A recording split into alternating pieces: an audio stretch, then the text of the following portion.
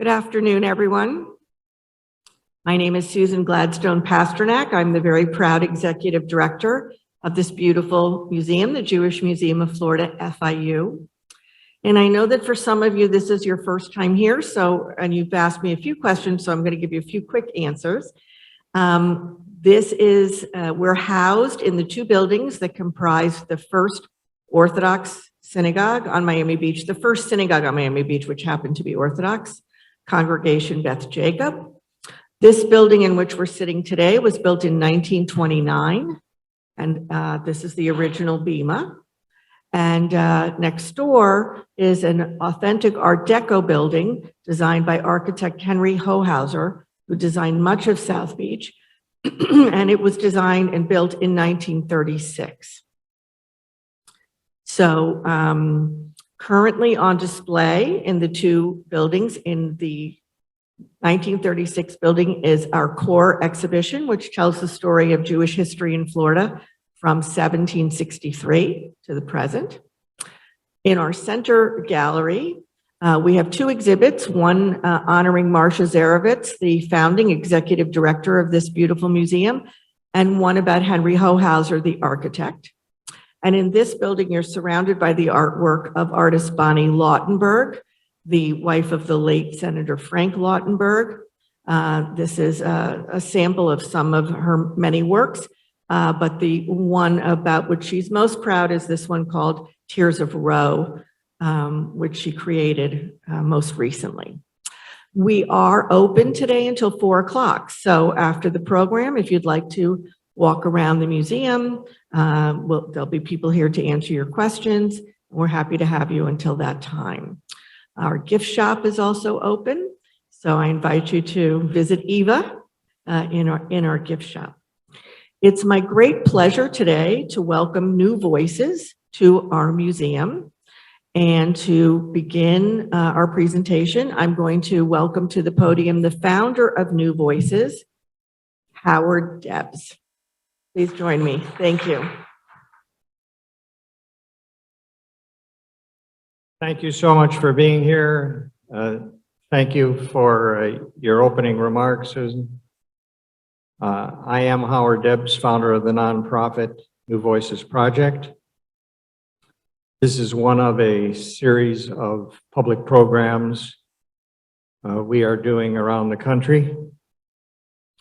And any institution or facility that is interested in hosting, please visit NewVoicesProject.org and check out our contact information.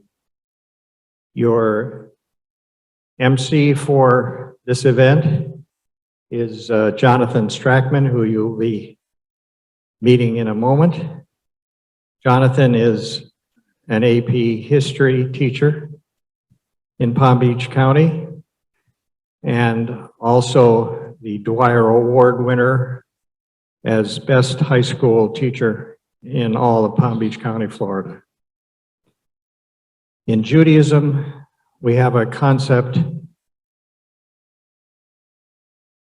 Lador Vador, from generation to generation. And that is at the heart of the New Voices Project. And it's essential that that occur, that we pass the baton to the next generations to continue the very necessary work of repairing the world, Tikkun Olam. So Jonathan, take it from here.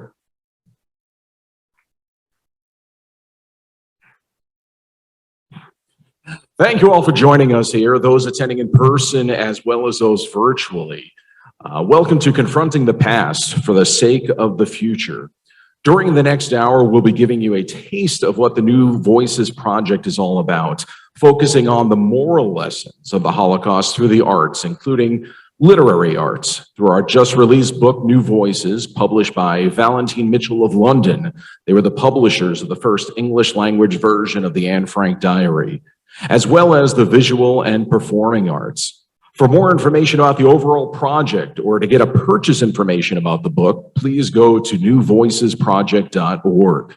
We'll try to get to some questions before we conclude today. So for those attending virtually, just use the chat for that. Now let me introduce you to the Vice Chair of the New Voices Project Board of Directors. Michael Work will be giving us some brief opening remarks.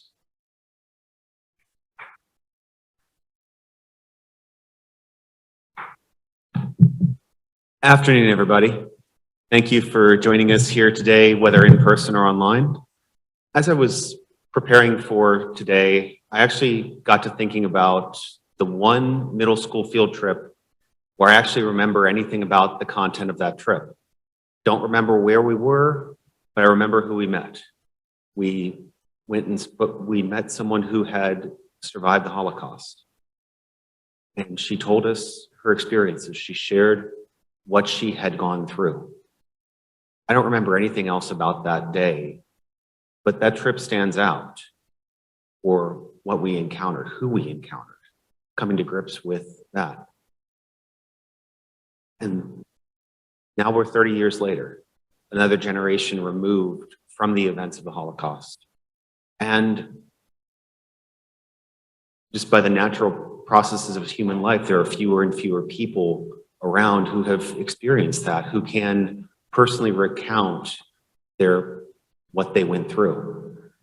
And at the same time, we're in a world where many of the factors that led up to the Holocaust, the systemic discrimination, xenophobia, anti-Semitism, exclusion, othering, violence towards, that's all present in our world today. None of that has gone away. And in some ways, it seems to be intensifying. If we were to take a look at any newspaper any given week, we would probably see some of the same things in play. And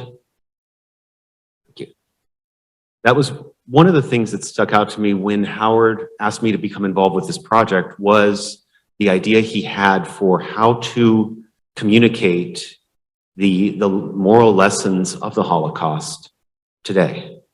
And a large part of what the New Voices Project does is through the arts, in terms of artists who are coming to grips with what happened and reproducing as best they can works of art that we can then freshly come into contact with it. The book was just released this week. I have not read it in full. I've read a few pieces, and those that have come across, including one that we're going to be seeing today, are actually quite compelling. The review that just came out indicated this remarkable volume at once offers snapshots from history and captivating and at times inspiring lyrical responses to an event we are still seeking to understand and one we're trying not to repeat. And that really is the heart of this project, is seeking to understand how both the universal and the particular come into play, and also learning so that we don't go down the roads that we've gone down before. That this is, it's a unique event in human history. This is one that stands alone in terms of what happened, but it also speaks to every one of us, those of us who were not in the world in the 1940s, and those who are still to come. So I am excited and happy to be here, looking forward to seeing some of this art come off the pages and be read and performed with us today. So thank you, everyone.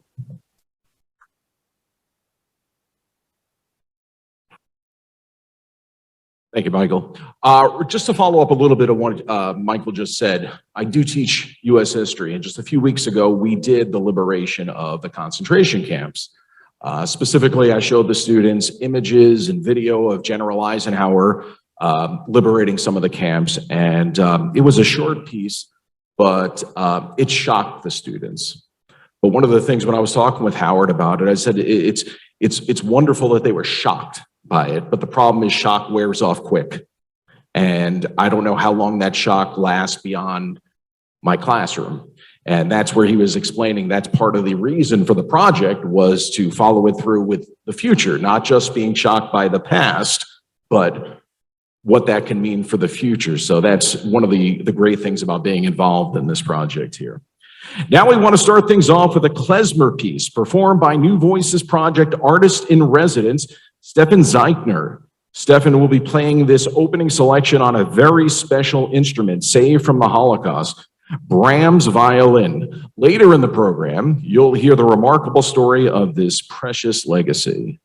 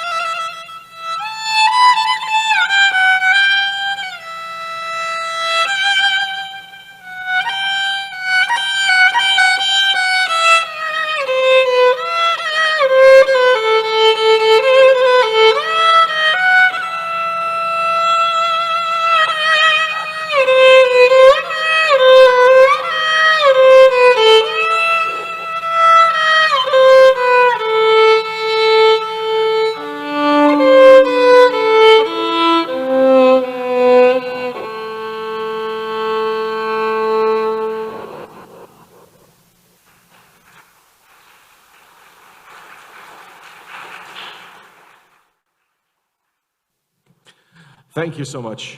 Steffen will be back to perform a closing piece for us of a much different nature, so you'll want to hear that for sure. Now we want to share some amazing work from the new book, New Voices, Contemporary Writers Confronting the Holocaust. Geoffrey Philp has published 8 books of poetry, including his just published collection, Archipelagos. He will be reading his poem, Flying African, from part 1 of New Voices. Part 1 is titled, The Rise of Nazism and Heightened Anti-Semitism.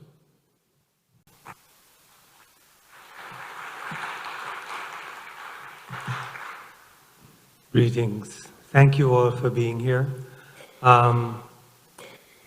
Before I begin, I'd like to livicate, as Rastafari would say, my portion of the reading to the people of Ukraine. because as Howard likes to remind us, we're all in this together. Flying African. Jesse, I can hardly imagine the weight on your shoulders as you filed through the stadium, flags flapping in the wind, nervous soldiers marching behind to protect you from crowds of young girls screaming, "Wo ist Jesse?" While up in the stands, the Führer received adulation from his adoring audience, then sat and joked with his captains about the superior genes of their athletes, crouched in the shadow of a fence where starved faces would soon peer through barbed wire. But on that day, you exposed the lie that had stalked you through segregated hotels and restrooms with signs that read, "Whites only," and ran as if you were striding the air away from their hate, like your father did when he left the South, away from the flaming crosses and hooded Klansmen, following his dream of freedom, like on the day, like in the story of our ancestors, which was passed from mouth to hand in barbershops, soup kitchens, stoops in Harlem, about the flying Africans, tired of scars, whips, chains, the massa's thunder, who stomped their feet, raised their hands above their heads and sang, "Today we are going to Mount Zion." Thank you. Thank you, Geoffrey. Next, we want to feature Bruce Black, who is coming to us this afternoon virtually from the faraway land of Sarasota, Florida. Not the most exotic, but Bruce is editorial director of the Jewish Writing Project. He is the author of Writing Yoga, and his work has appeared in numerous publications, including Chicken Soup for the Soul and elsewhere. He will be reading Words Are Like Rivers from New Voices Part 2, titled Forced Labor, Ghettos, and Extermination. Thank you. Thank you very much. And thank you, Howard and Matthew, the editors of New Voices, for including my work in your project. The title, which was just stated, is not the one that was given to you. The title of the piece that I'm reading is Words Are Like Rivers. Back in the late 1980s, I drove a U-Haul truck with all my belongings from northern New Jersey west on Route 80 across Pennsylvania into Ohio to marry my future wife. And I knew that there was an Orthodox Jewish school, a yeshiva, the Telshe Yeshiva in Cleveland, because every year a blue box arrived in the mail containing colorful Hanukkah candles with a return envelope for donation. And I knew the Hebrew Union College was located in Cincinnati, practically in Kentucky, where there were likely even fewer Jews than in Ohio. I had family in Cleveland, long-lost cousins who we rarely spoke to, the silence a result of a family rift years ago, a lost love, one brother, my grandfather, who won the girl, my grandmother, and another brother who moved west to find a new bride and raise a family. And I'd heard of the great Abba Hillel Silver of Cleveland, who served as rabbi of the Temple Tiferet Israel for 46 years, and who was one of the leading American Jews to support the founding of the State of Israel in 1948. What I didn't know when I left New Jersey was how different it would feel to be a Jew in mid-Ohio, or how vulnerable I would feel living far from my family and from New York's bagels and delicatessens, how I'd feel as if I'd painted a yellow star on my back like a target, or as if I'd hung a sign around my neck with the word Judah written in large black letters. I remember going out to the mailbox in the afternoons to get the mail, and often meeting one of my neighbors who told me that he and his wife were retired and that they enjoyed driving around the state, visiting malls.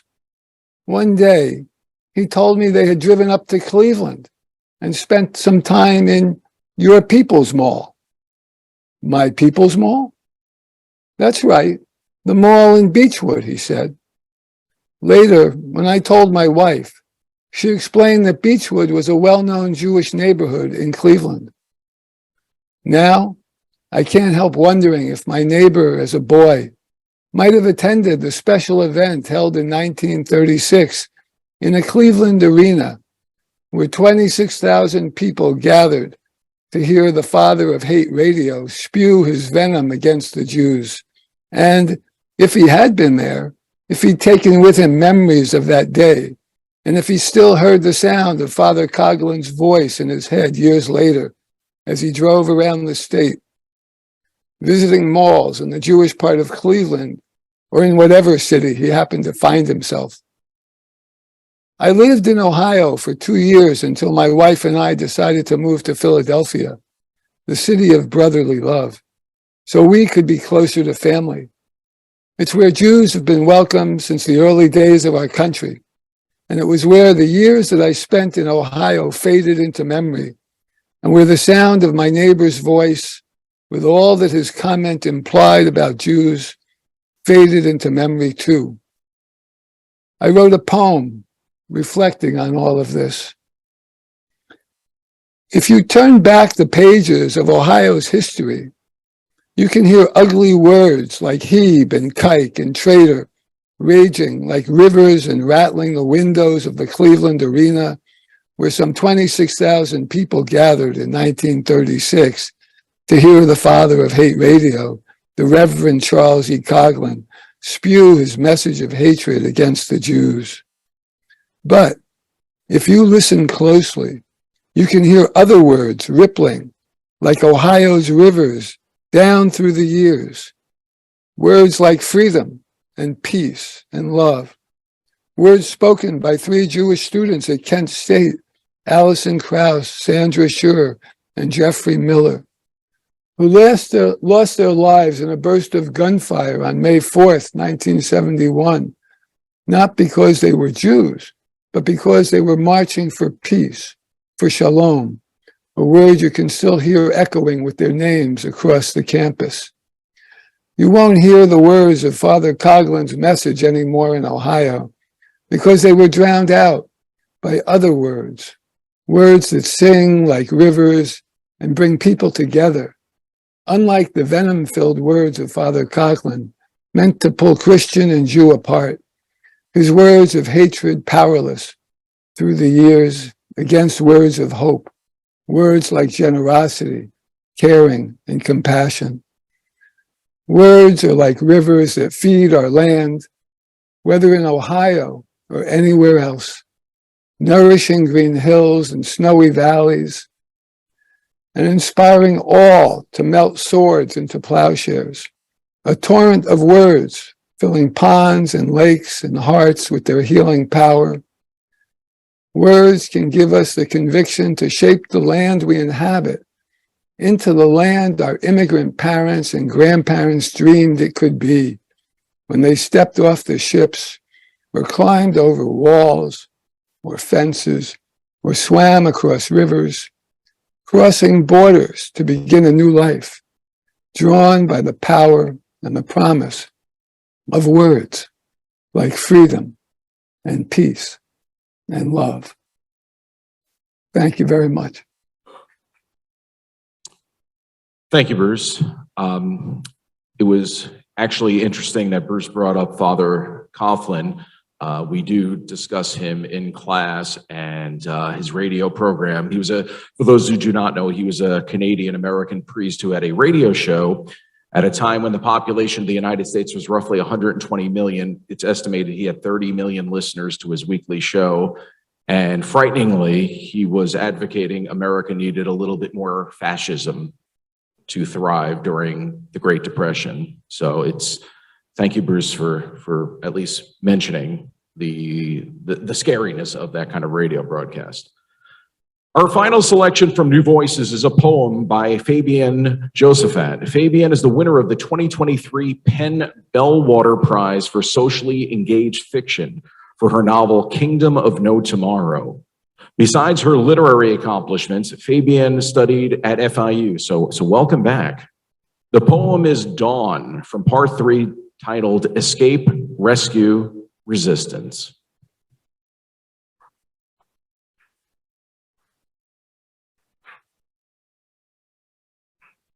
Thank you. I'm very honored to be included in this anthology. The poem is called Dawn, and it's in 3 parts. 1. I remember my name in my father's mouth before the shattering of our lives. In the hollowness of night, I listened. The sharpness of those voices rouses me still from the deep of sleep. They sound like the discordant song of sirens in the broken shards of moonlight. By dawn, I remember, and every day after. 2. Our uniforms have adapted to our bodies.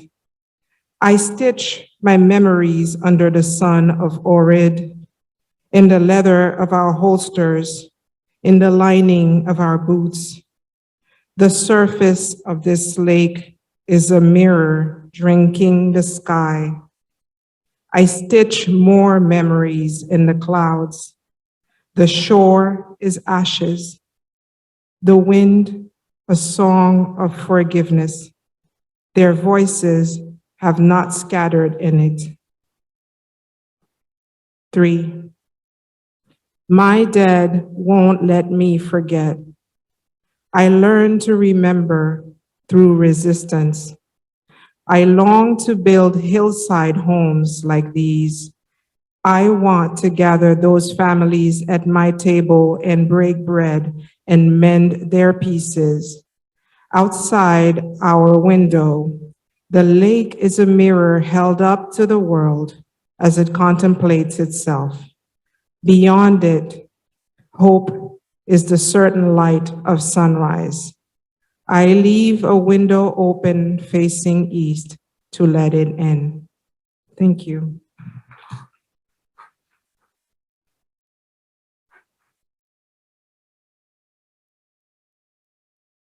Thank you, Fabienne. Now we want to turn to David Groen and the remarkable story of Bram's violin. David, it's all yours.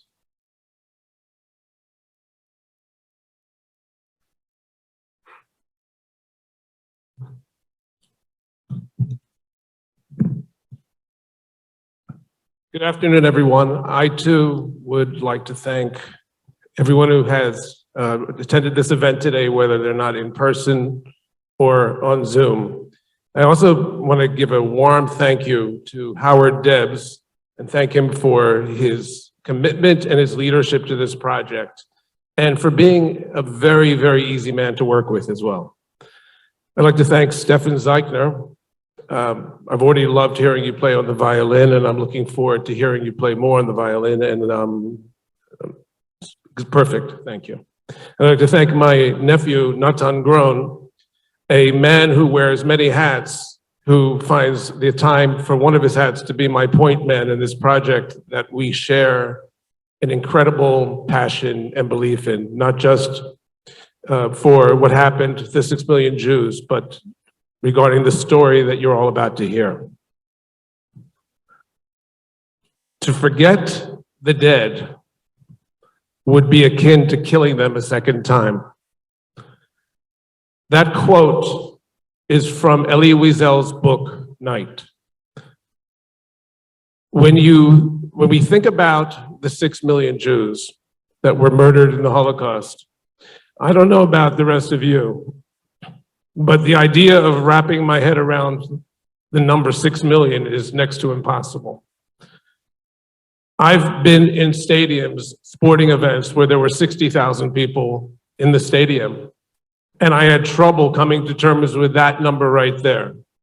When you talk about the Jews that were killed by the Nazis, you're talking about 100 times that amount. But when you talk about one person, it becomes more relatable. It becomes easier to wrap your head around in terms to understand, to feel something for it. And the one person that I'm going to talk about today is my late uncle, Bram Rodriguez, the younger brother and only sibling of my mother, Sephora Groen. But to tell this story, I first go back to the year 2012, when I published the book Jew Face, a story of love and heroism in Nazi-occupied Holland. And since I know the question will come if I don't tell you the answer, one of the main reasons why this book was called Jew Face was because when you looked like my mother in 1940 Amsterdam, there was no hiding the fact that you were Jewish. And it was very relevant and very pertinent to the story. It's a story of how my parents, Rabbi Nardis and Sephora Groen, survived the 5 years of Nazi occupation, and their heroism of both my father and my father, a member of the resistance, and my mother, who had to go from place to place, enduring the worst of conditions and constant fear over the course of that time. Now I fast forward to the year 2019, when I received a message on Facebook from a man asking me if I was the closest living relative to Bram Rodriguez, born in Amsterdam in 1924, killed in Auschwitz in 1943. The man said that his father was a very good friend of Bram. The father he was speaking about is on the left side of this photo. My uncle Bram is in the middle of this photo, as well as another friend, standing behind a park bench in the neighborhood where Bram, his friend Johnny, and my mother grew up. Before he tried to escape Amsterdam, Bram asked his friend Johnny, who he was in a band with together. Bram is playing on the top right hand there with his violin in his hand, and Johnny is on the bottom left. He asked Johnny to look after his violin until he came back. Unfortunately, together with my grandfather, both Bram and my grandfather were picked up in Belgium, taken to Auschwitz, where they met their death. But that did not stop Johnny from looking after the violin until the day he died, when he passed the house on to his son and every possession in the house as well. But his son, when he received it, he knew that Bram's violin was important. He knew that it was a good friend of his father's. That's really all he knew. And he certainly didn't know that there was anybody to leave the violin to. But then he rummaged around and he found his father's diary. First, he found this entry. It's on January 1st, 1942, in which he speaks about the fact that he and Johnny, him and Bram, went to Bram's house to perform for Bram's sister's birthday, which was on January 1st. My mother was born January 1st, 1922. The next entry has a list of people that played in the band. And if you look, it says over here, viol, which is Dutch for violin, and right next to it, it says Bram Rodriguez. And in case you were wondering, both my mother and her brother and her family, they were Spanish Portuguese Jews that had just come down to Holland from the turn of the 15th century after the Spanish expulsion. In this entry, for the first time, the son of Johnny Dehaan, Wim Dehaan, finds out Bram's last name. And therefore, he starts to do a little bit more work. So he goes to the Yad Vashem database.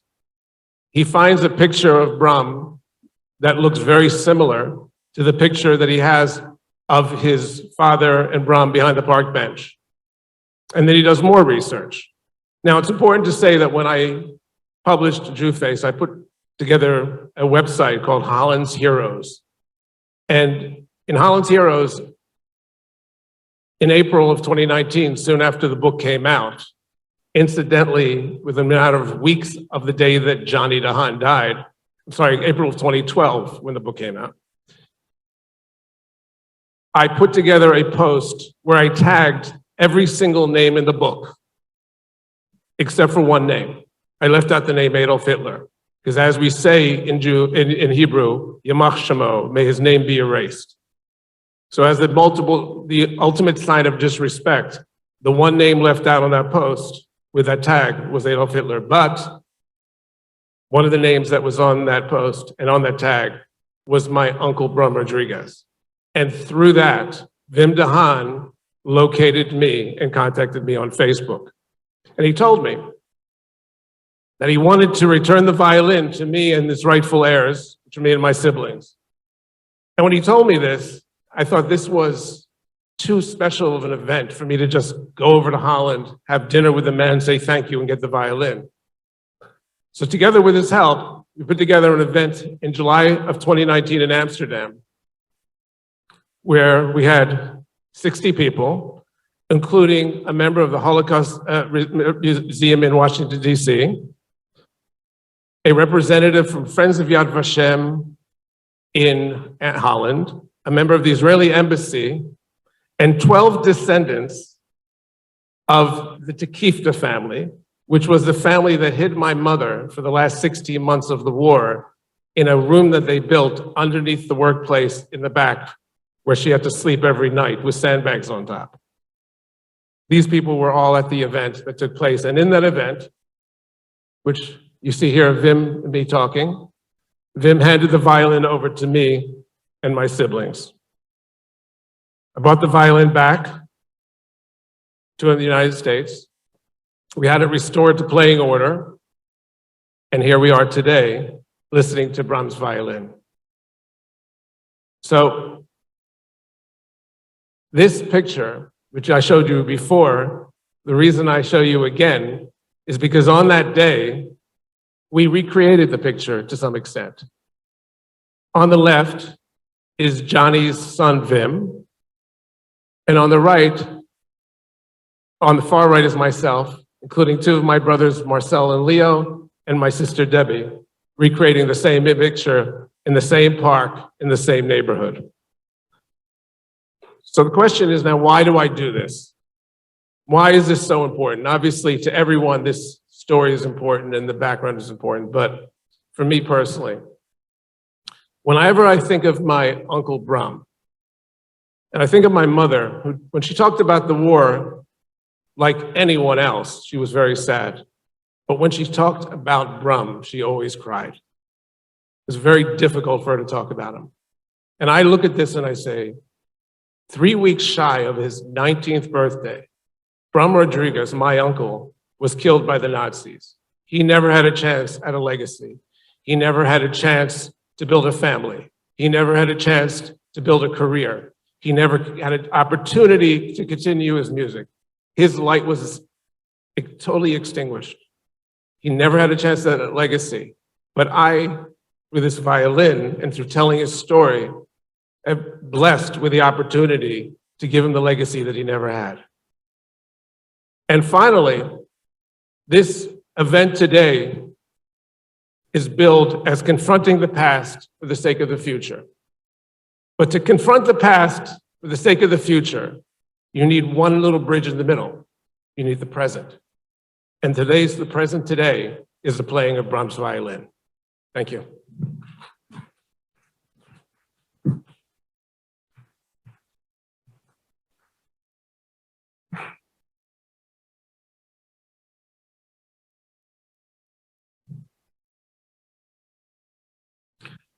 Thank you for that amazing story.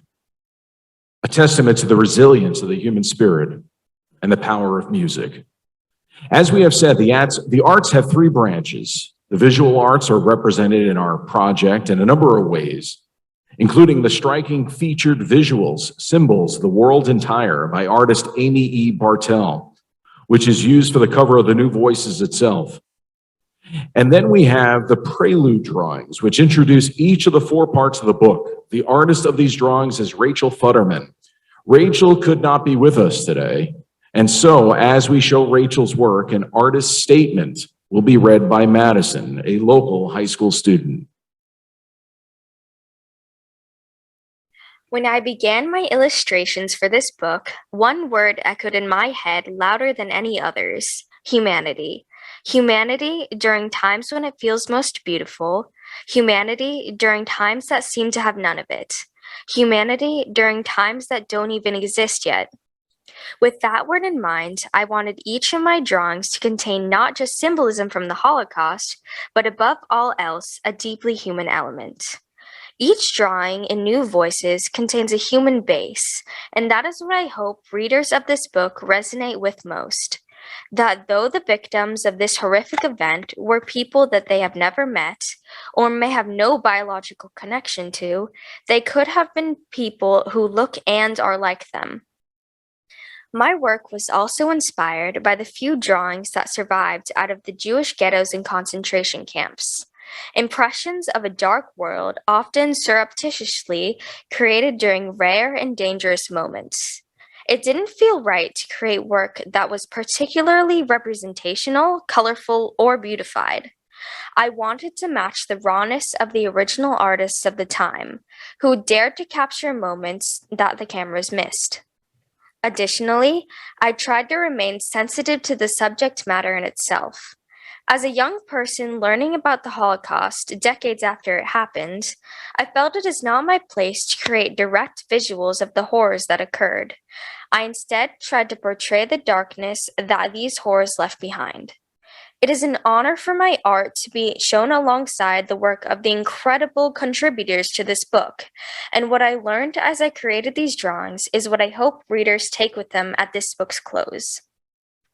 That though the Holocaust happened in a world that seems like it exists only in the past, crimes against humanity take place around us globally in a world that is very much the present. We must not close our eyes to horrors happening in the world just because they are not right in front of us. They are happening every day. My hope is that the readers of New Voices feel transformed in some way by the time they finish reading it, enough that they, in turn, help change the world for the better. There are 4 essays included in New Voices: Interwar Europe and the Scourge of Identity Politics by historian Paul Vincent, which gives a historical and geopolitical perspective. Thoughts about the Inhumanity of Humanity by sociologist Rob Rosenthal. Virtues in the Wake of Auschwitz by ethicist and philosopher Sam Fleischaker. And Moral Lessons of Remembering the Holocaust, A Muslim Response by Mehnaz Afridi. We are privileged to have Dr. Afridi with us virtually this afternoon. She's a professor of religious studies and director of the Holocaust, Genocide, and Interfaith Education Center at Manhattan College, New York. Her book, Shoah Through Muslim Eyes, was nominated for the Yad Vashem International Book Prize for Holocaust Research. Dr. Afridi, welcome.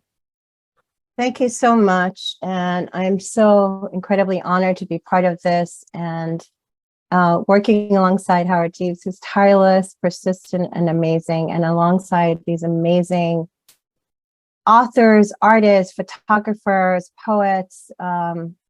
It's just been really quite an honor. So thank you so much. Beware of confining yourself to a particular belief, and denying all else for much good would elude you. Indeed, the knowledge of reality would elude you. Be in yourself a matter for all forms of belief, for God is too vast and tremendous to be restricted to one belief rather than other. Ibn Arabi. The quote above inspires me to teach the Holocaust in the Jewish tradition as a Muslim woman. My work on the Holocaust as a Muslim has been challenging in many ways, but the scars of the victims live within me. As a survivor's eyes are forever engraved in my soul, and last but not least, my moral duty to remember the Holocaust. What does it mean to remember the Holocaust as a non-Jew? And why is this a moral imperative to all humanity? We have heard debates ranging from Elie Wiesel to Theodor Adorno to Raoul Hilberg to Giorgio Agamben and Yehuda Bauer about how to remember and what it means to remember within the remnants of the Holocaust. However, the impetus for my work, teaching, and activism revolve around one moral and ethical question. How can we forget such an atrocity and deform our memories of such a human calamity, especially if we are people of faith, in my case, a Muslim? The word deform is significant as it means that we remember in our own individual and collective ways the way things imprinted upon us over years of recollecting a certain memory in different ways. The deforming of memory can be dangerous and at times disingenuous in light of the perpetuation of anti-Semitism, Holocaust denial, and relativization in many Muslim communities. Deforming memories of the Holocaust has been a way to delegitimize the memory of survivors. The combination Muslims and the Holocaust is a rare phrase, but I am tied to it like a knot that tugs at me as I reflect on how the traumatic event of the Holocaust has reshaped my own formulation of history and ethics. The Holocaust reaches into the depths of racism, evil, and the brutality of humankind. It deepens the existential angst of the value of life, yet it urges the spirit to live to tell the story of the Holocaust. However, we repeat the same mistakes over and over again. Many things went wrong during the Holocaust from which we can learn diverse ethical lessons. One of the most crucial lessons that we can learn from our own ethical responsibility is that most people fail to live out their prima facie moral duty to refrain from hurting others. Most people fell into the pit of politics that raised a platform of years on anti-Semitism. Most people fell into the abyss of ideology rather than a faith that may have compelled them to act and think differently. Islamic social teachings compel Muslims to save and protect all human beings and accept them even if they are different from one another. The Quran states, "O mankind, indeed, we have created you from male and female, made you of peoples and tribes that you may know one another. Indeed, the most noble of you in the sight of Allah is the most righteous of you. Indeed, Allah is knowing and acquainted." The Quran warns human beings of evil and being bystanders in situations when you may even have to go against your own people. The bystander effect is not permitted within Islam, rather action and justice as it states. O you who have attained to faith, be ever steadfast in your devotion to God, bearing witness to the truth in all equity, and never let hatred of any one lead you into the sin of deviating from justice, and remain conscious of God. Verily, God is aware of all that you do. Would these crucial verses have stopped the bystander or the perpetrators? It is hard to say, but where there was any faith-based thinking, where there was the compulsion of religious and ethical responsibility. Stories of the rescue of Jews are lost to many in Holocaust studies, especially about Muslims, that can exemplify that human beings and countries can indeed take ethical responsibility and apply their faith and traditional religious learning to saving and sheltering lives. Some stories of rescue are well known, but others are buried because of deformed memory of the past. It is in keeping with the moral lessons of the Holocaust and our ethical responsibility to remember the heroes and the victims of the Holocaust. Remembering is an act of passing on the moral lessons. For example, one of my Muslim heroes is Inayat Nur Khan, who was a Muslim working for the British as an auxiliary. Khan was a wartime British secret agent of Indian descent, who was the first female radio operator sent into Nazi-occupied France by the Special Operations Executive. She was arrested and eventually executed by the Gestapo. Nur Inayat Khan was born in 1914 in Moscow to an Indian father and an American mother. She was a direct descendant of Tipu Sultan, the 18th century Muslim ruler of Mysore in India.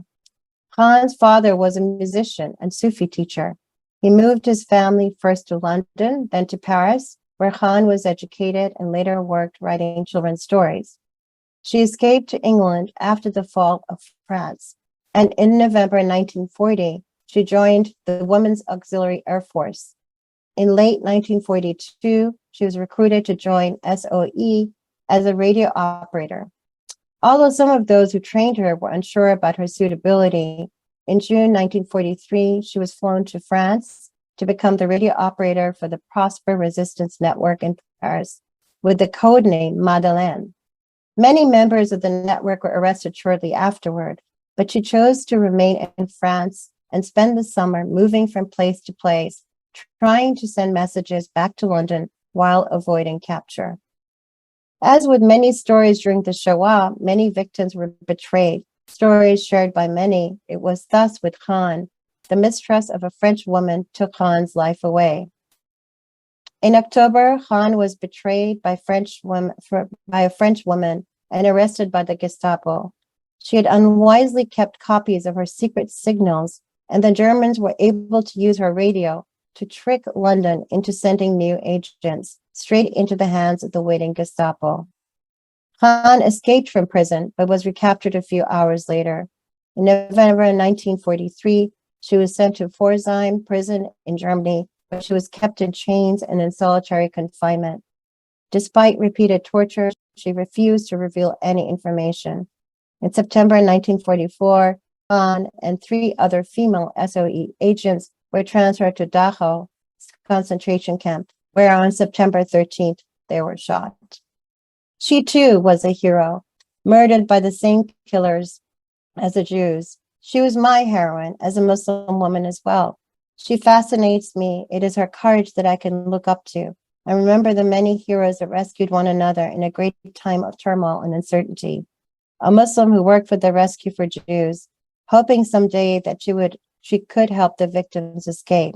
Instead, she became a victim with other Jews in the same camp. So how can we forget these individuals braved their lives in the midst of murder and risked everything, especially her faith, Islam? Islam and Judaism share the same moral lesson of humanity in their respective sacred texts. As the Quran says, we ordain for the children of Israel that if anyone slew a person, unless it be for murder or for spreading mischief in the land, it would be as if he slew the whole people. And if anyone saved a life, it would be as if he saved the life of the whole people. Then although there came to them our messengers with clear signs, yet even after that, many of them continued to commit excesses in the land. In the Babylonian Talmud, Sanhedrin, it states, whoever destroys a soul from Israel, the scripture consider it as if destroyed an entire world. And whoever saves a life from Israel, the scripture considers it as if he saved an entire world. We are two faiths alike, and we must protect each other. Thank you.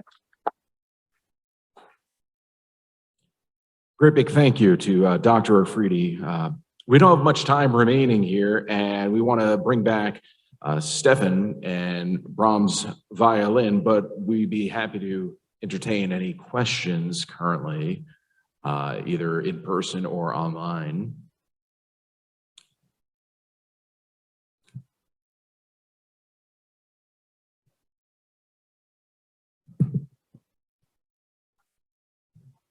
He wanted to know if we had any assistance from any governments or anything else in the program.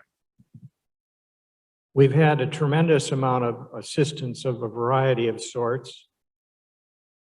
Both Yad Vashem and the United States Holocaust Memorial Museum have been instrumental in working with us.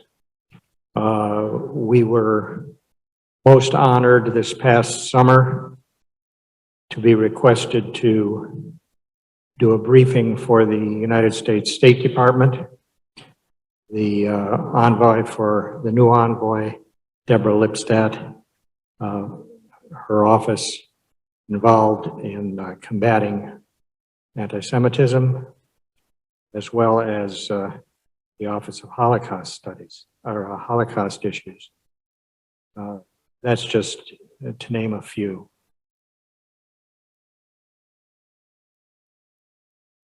Anyone else in person, or do we have any questions on the online? We are good there.